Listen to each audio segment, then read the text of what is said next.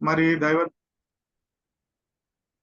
మరియు ప్రియులారా, దైవదాసులైనటువంటి వారు మరి రాజ్పాల్ అన్న గారు మరి సేవగా సంబంధంగా మరి అక్కడ ప్రాంతాలకు వెళ్ళి ఉంటుండగా, మరి అది కవరేజ్ లేని ప్రాంతాలు, కొండల ప్రాంతంలో వారు వెళ్ళి ఉంటుండగా, మరి నేటి దినాన వాక్యమా మరి చెప్పాలని వారు ప్రేరేపింపబడి మరి ఆ బాధ్యతను అప్పగించి ఉంటుండగా, మరి చేరి వచ్చినటువంటి మనమందరం కూడా దైవ గ్రంథములో నుండి దేవుని యొక్క ఆ వాక్యాన్ని నేటి దినాన మనము చూసుకుందామండి. ప్రియులారా, ఒక వాక్యము చిన్నగా పరిశుద్ధ గ్రంథంలో నుండి మనం చూద్దాం. आइए हम पवित्र बाइबल में से प्रभु की वचन को हम देखते हैं। भजन संहिता 34వ అధ్యాయం 19వ వచనం. కీర్తనల గ్రంథం 34వ అధ్యాయము 19వ వచనం అండి. నీతిమంతునికి కలుగు ఆపదలు అనేకములు, వాటి అన్నిటి నుండి యెహోవా వానిని విడిపించును.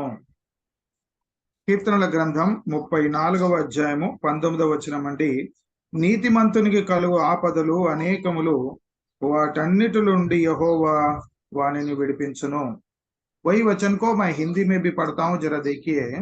भजन संहिता 34वां अध्याय 19वां वचन। धर्मी पर बहुत सी विपत्तियां पड़ती तो है, परंतु यहोवा उसको उन सबों से मुक्त करते हैं। छोटी सी प्रार्थना करेंगे और प्रभु का वचन में अध्ययन करेंगे। प्यारे परमेश्वर, हम तेरी धन्यवाद करते हैं प्रभु, हम आपकी स्तुति करते हैं। हमारे जीवन में तूने हमें जीवित रखकर जीवित परमेश्वर की उपस्थिति में आने का जो सौभाग्य आपने हमें दिया, उसके लिए हम तेरी बहुत धन्यवाद करते हैं प्रभु। जो वचन हम पढ़े हैं उस वचन को तू आशीषित कीजिए और उस वचन के द्वारा आप हमसे बात करने के लिए हमें विनती करते हैं। और जब आप बात करेंगे तो हमें लाभ होगा और हमें प्रभु सही दिशा और दशा हमें प्राप्त होगी।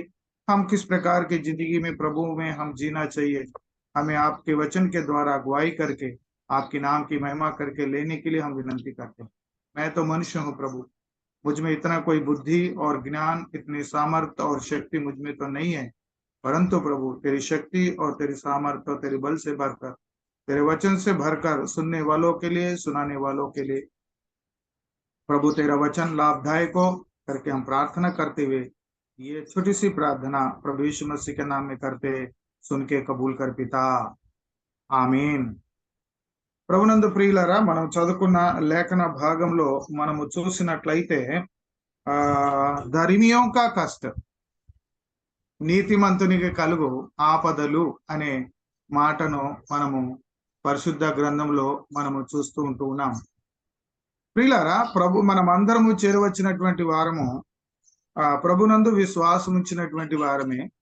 और ప్రభునందు చాలా ఆత్మీయంగా కూడా మనం అందరం ఎరిగినటువంటి వారమే.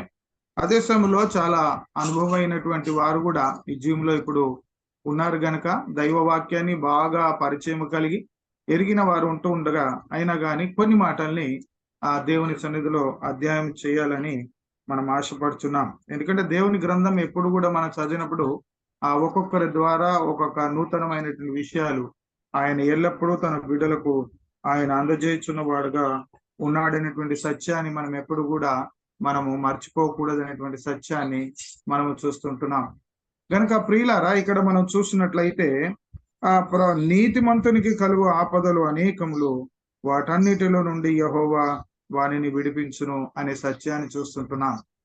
మనం చూసినట్లయితే దేవుని యందు విశ్వాసం ఉంచే విశ్వాస యోగ్యులుగా ఉన్నటువంటి వారికి వారి జీవితంలో కష్టాలు, బాధలు రావా అంటే పరిశుద్ధ గ్రంథంలో మనం చూసినట్లయితే దాని గురించినటువంటి సందేశాలు మనకేం తెలియజేస్తున్నది అనేటువంటి సంగతిని మనము చూస్తామండి.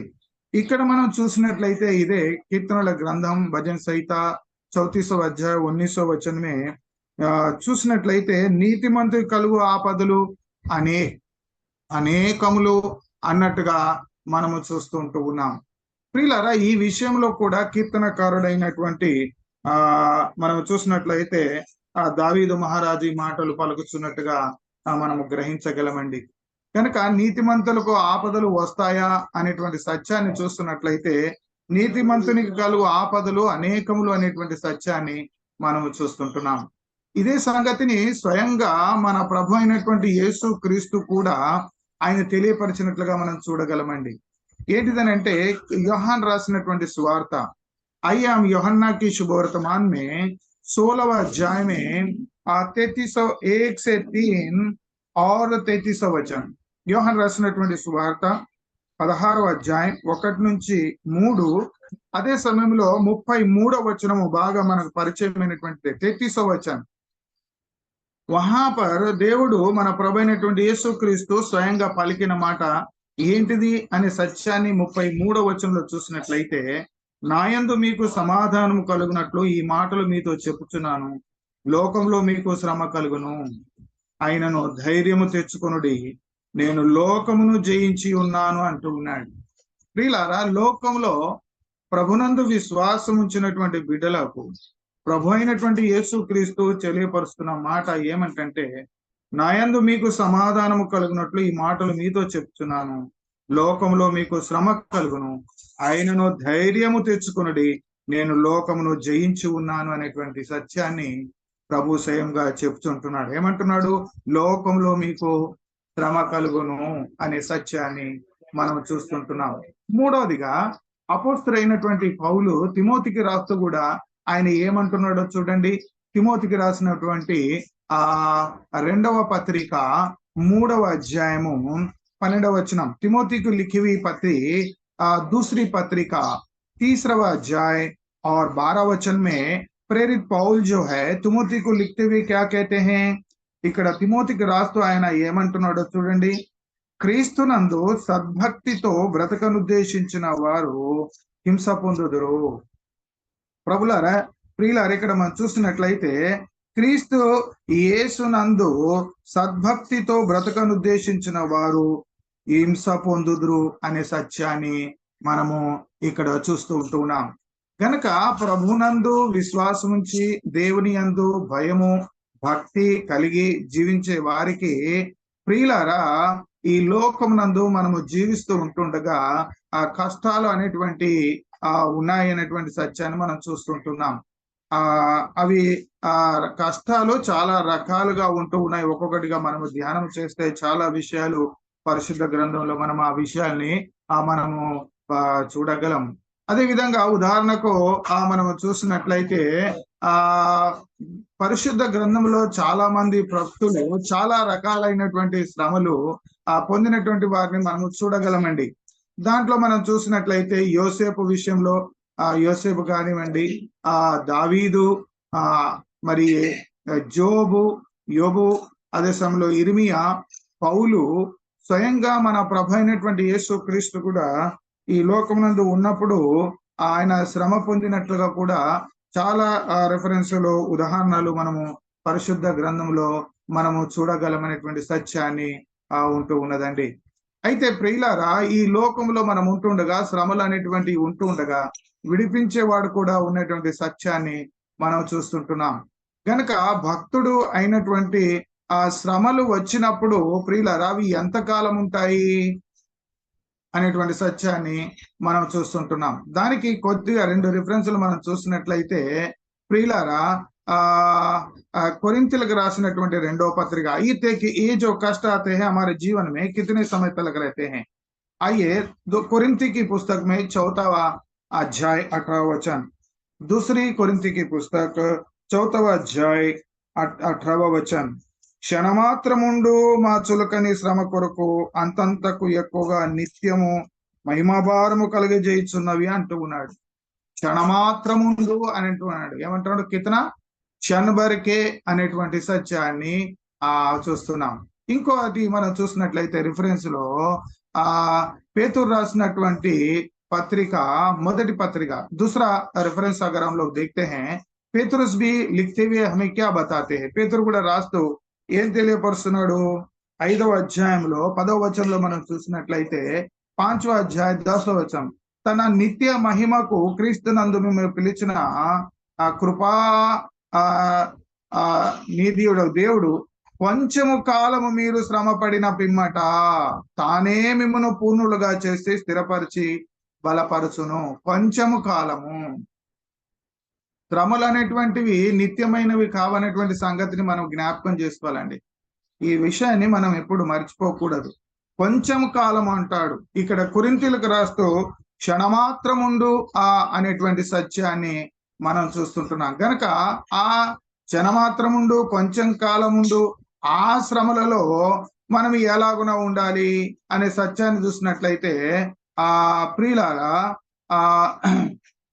రోమీలకు రాసినటువంటి పత్రిక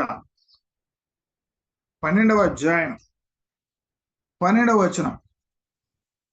రోమీలకు రాసినటువంటి పత్రిక 12వ అధ్యాయము 12వ వచనంలో మనం చూసినట్లయితే ఏమంటున్నాడు అక్కడ మనం చూస్తే, నిరీక్షణ గలవారమై సంతోషించుచు, శ్రమయందు ఓర్పు గలవారై, ప్రార్థనయందు పట్టుదల కలిగి అంటున్నాడు. శ్రమయందు మనకు ఓర్పు అనేది ఎంతైనా అవసరమైనటువంటిదిగా మనం చూస్తుంటున్నాం. గనక శ్రమయందు ఓర్పు కలిగిన వారై ప్రార్థనయందు పట్టుదల కలిగి ఉండాలండి. 2 మాటలు ఇక్కడ మనం చూస్తుంటున్నాం. అదే యాకోబు రాస్తూ ఏమంటాడు 1వ అధ్యాయంలో, याकूब की पत्रिका 1వ अध्याय में क्या कहते हैं, जरा देखिए। याकूब पहला पत्रिका, याकूब की पत्रिका 1వ अध्याय 2 और 3 वचन जो है हम लोग देखते हैं। प्रियुलारा, నా సహోదరులారా, మీ విశ్వాసమును కలుగు పరీక్ష ఓర్పును పుట్టించునని ఎరిగి, మీరు నానా విధములైన శోధనలో పడినప్పుడు అది మహా ఆనందమని ఎంచుకొనుడి. మీరు సంపూర్ణులు, అనునాంగులు, ఏ విషయంలోనూ కొదులేని వారై ఉండునట్లు ఓర్పు తన క్రియలను కొనసాగింపనీయుడి అని అంటున్నాడు.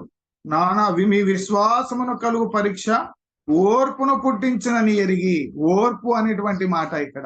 గనక ప్రియులారా, ఈ విషయాన్ని మనము 12:12లో శ్రమయందు ఓర్పు గలవారై ప్రార్థనయందు పట్టుదల కలిగి ఉండాలి అనేటువంటి సత్యాన్ని మనము చూస్తూ ఉన్నాం ప్రియులారా. గనక మన విశ్వాస జీవితంలో ఎరిగిన వారమై రోమీలకు రాస్తూ మరొక మాట పౌలు ఏమంటున్నాడో చూడండి. 5వ అధ్యాయము ప్రియులారా, 5వ అధ్యాయము 3వ వచనం.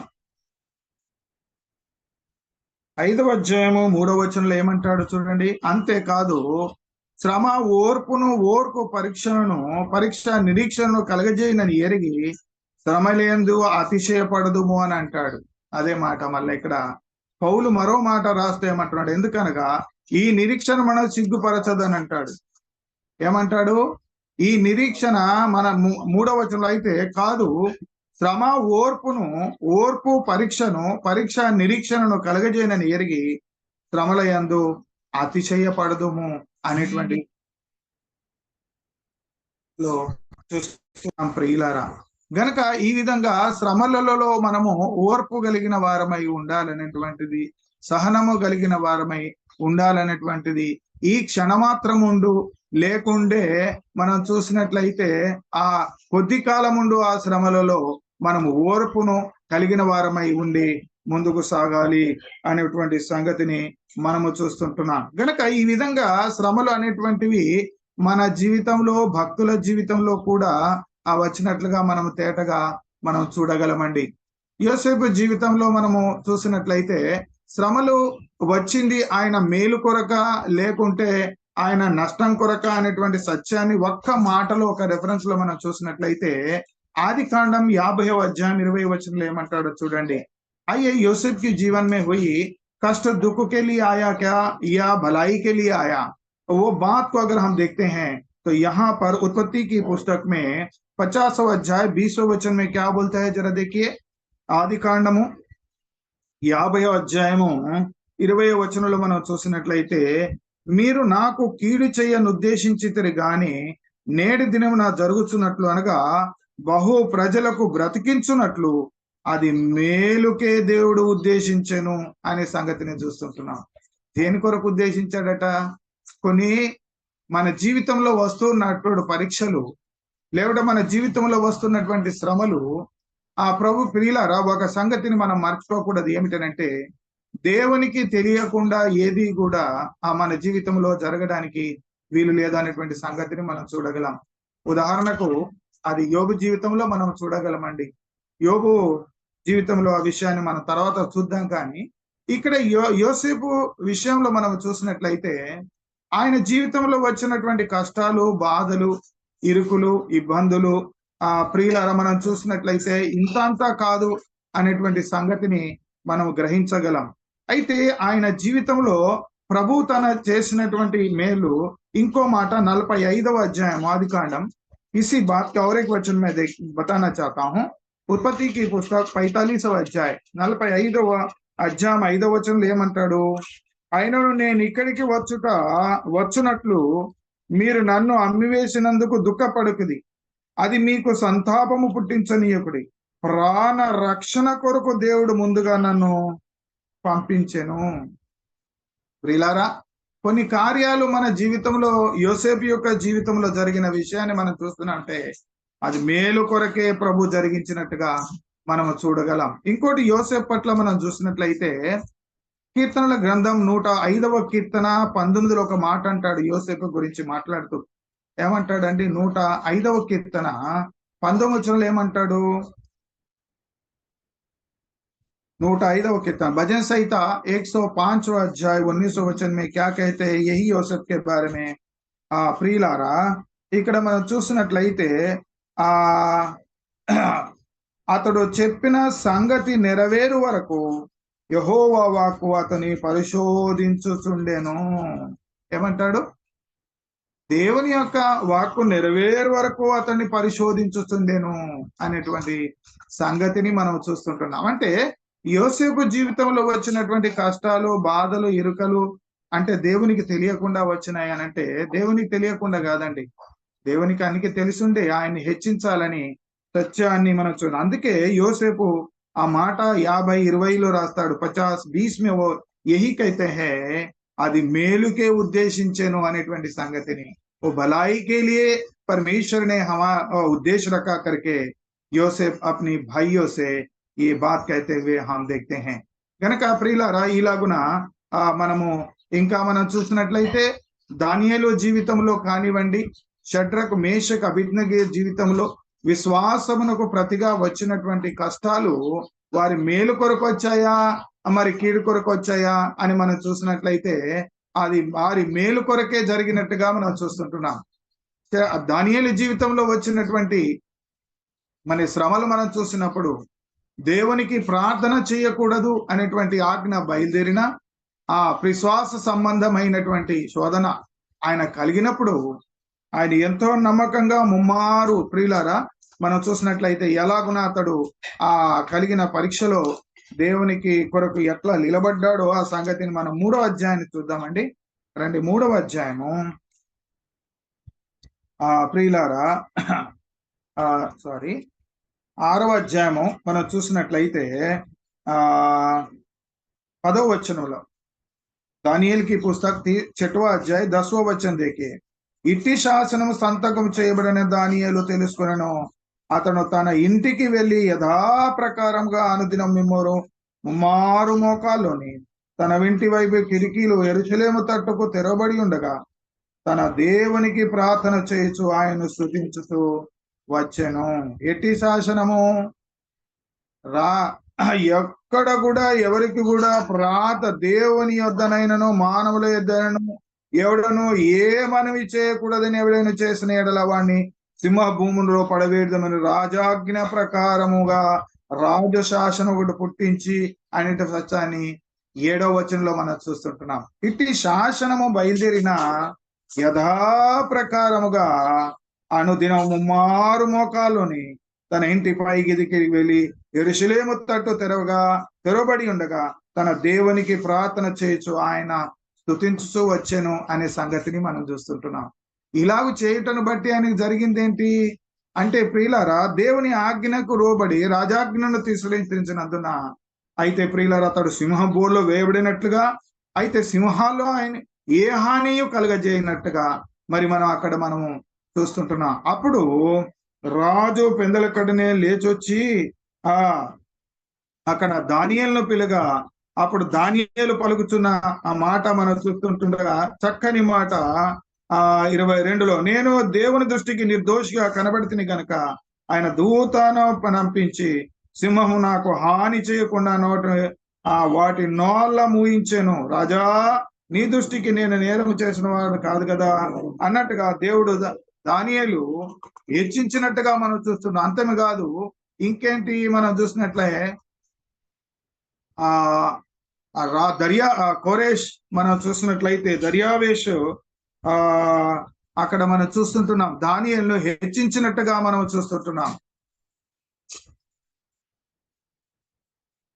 ఆ మాటలు, ఈ విషయాలన్నిటిని మనము చూడగలమండి. అదే సమయంలో ఇదే గ్రంథంలో 3వ అధ్యాయంలో షడ్రక్ మేషక్ అబేద్నెగోల విషయంలో కూడా అదే ఒక విశ్వాసమునకు వారు పరీక్ష కలిగినప్పుడు, వారు విశ్వాసములో విజయం పొందినప్పుడు ఇక్కడ ఒక గొప్ప మరి వారికి మేలు కలిగినట్లుగా, వారు హెచ్చింపబడినట్లుగా కూడా మనము చూస్తూ ఉంటున్నాం.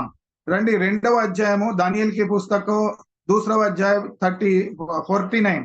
అంతటా దానియేలు రాజునొద్ద రాజు షడ్రక్ మేషక్ అబేద్నెగో వారిని బబులోను సంస్థానం మీద విచారణకర్తలుగా నియమించను. అయితే దానియేలు రాజ సన్నిధిని ఉండెను అని చూస్తుంటున్నాం. అది 48లో అప్పుడు రాజు దానియేలును బహుగా హెచ్చించి అనేక గొప్ప దానములు ఇచ్చి అతని బబులోను సంస్థానం అంతటి మీద అధిపతిగాను బబులోను జ్ఞానందర ప్రధానులుగాను నియమించినట్టుగా మనము చూస్తుంటున్నాం. వారి పరీక్షలలో వారు నిలబడినప్పుడు ప్రభు వారిని హెచ్చించినట్టుగా ఇక్కడ మనము యోసేపును విషయంలో కానీ, దానియేలు విషయంలో కానీ, షడ్రక్ మేషక్ విషయంలో కానీ మనము చూస్తుంటున్నామండి.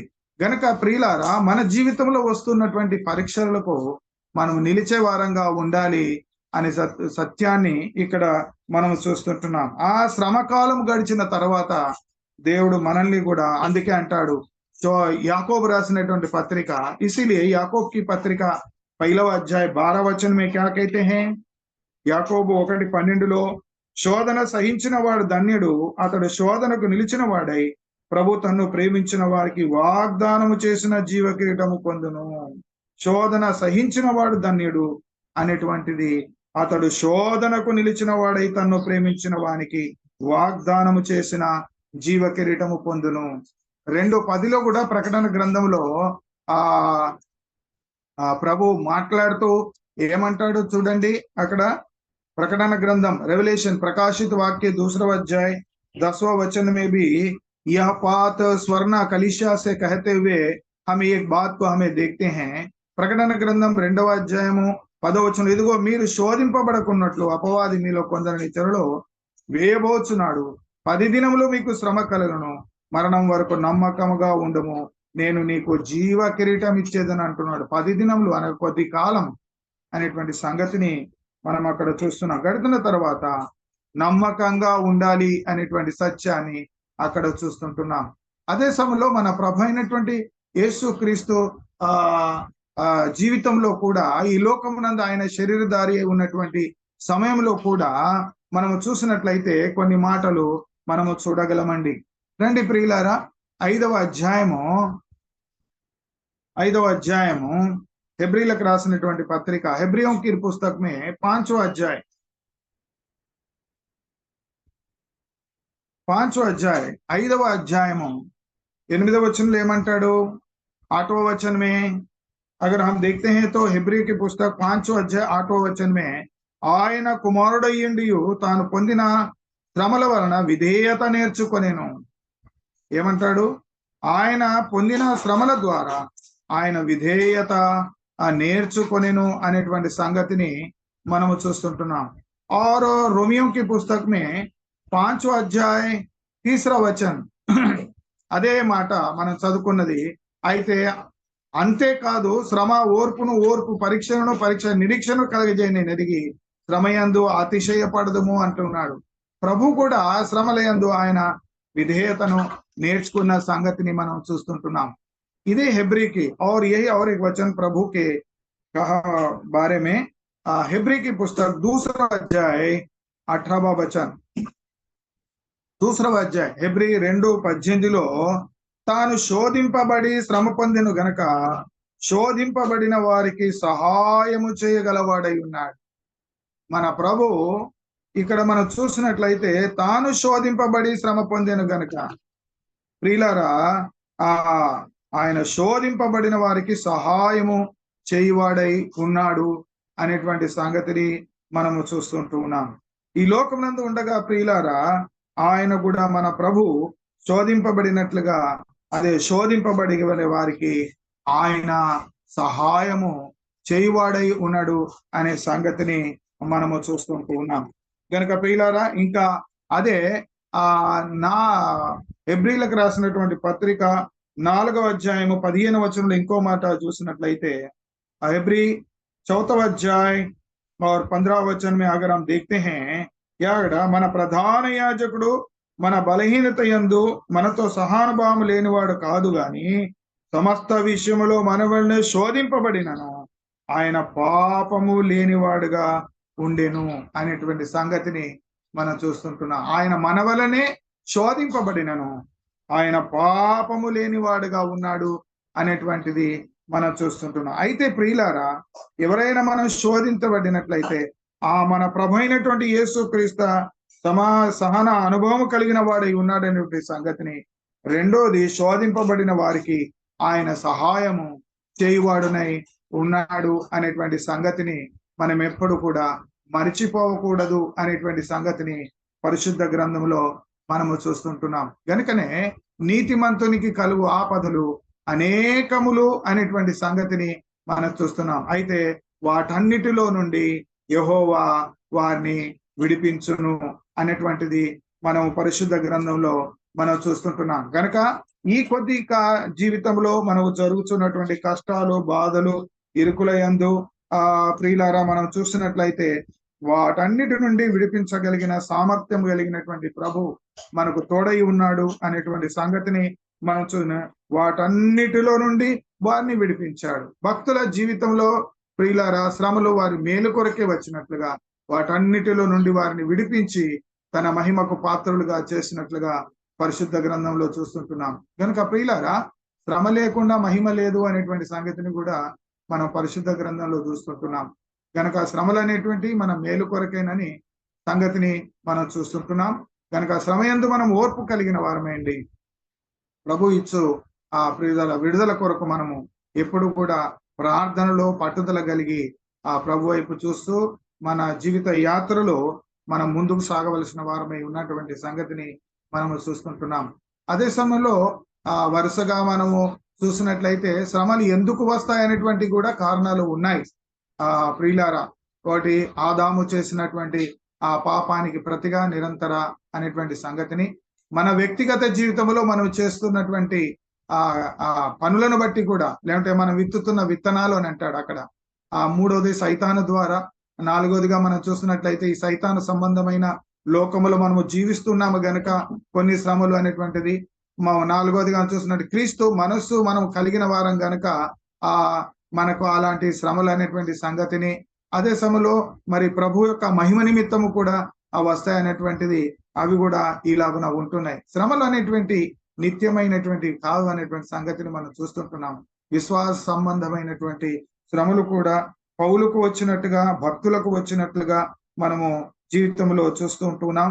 అయితే మనము శ్రమయందు ఓర్పు కలిగిన వారమై, ప్రార్థన యందు పట్టుదల కలిగి ప్రియులారా ప్రభు వైపు చూస్తూ మన జీవిత యాత్రను మనము ముందుకు సాగించాలనే సత్యాన్ని పరిశుద్ధ గ్రంథంలో మనము దైవ గ్రంథంలో చూస్తుంటున్నాం. దేవుడు తన మాటల్ని మన ఆత్మ నిమిత్తమై దీవించును గాక. Thank you brother.